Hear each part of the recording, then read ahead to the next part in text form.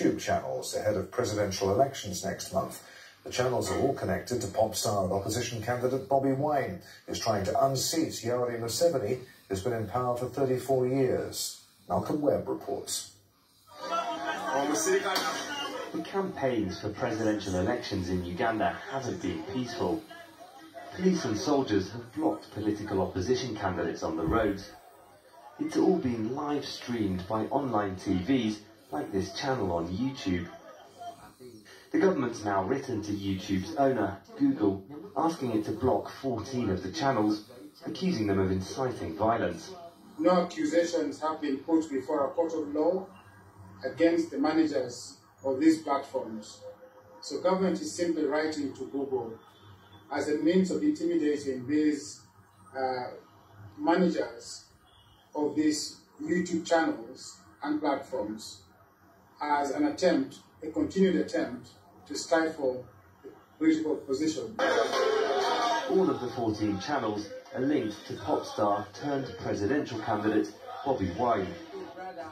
His supporters are young, they're at home online, and the platforms provide an opening for opposition in a country where the government controls access to much of the traditional media.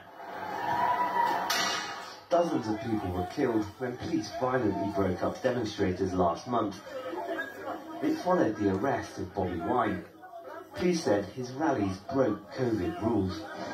Opposition and rights groups say the government doesn't want Ugandans or the world to see what's happening. Police since announced that all journalists have to be vetted to be able to cover the elections. This will give a very clear distinction between genuine journalists and those that are ingenuine, and also help eliminate the propagation of rumors, disinformation, antagonistic discussions, which are likely to incite violence. Violence is something that journalists say they've suffered at the hands of the police. This cameraman was shot in the face with a rubber bullet. This reporter is among a group who say they were beaten by police last week. Police say they're investigating. Press groups say the government's now trying to prevent foreign journalists from coming to cover the polls. Lots of journalists are wanting to come into Uganda to cover this election. And what we've seen is that many of those journalists who have applied for accreditation have been left waiting for days, for weeks for that accreditation to be processed.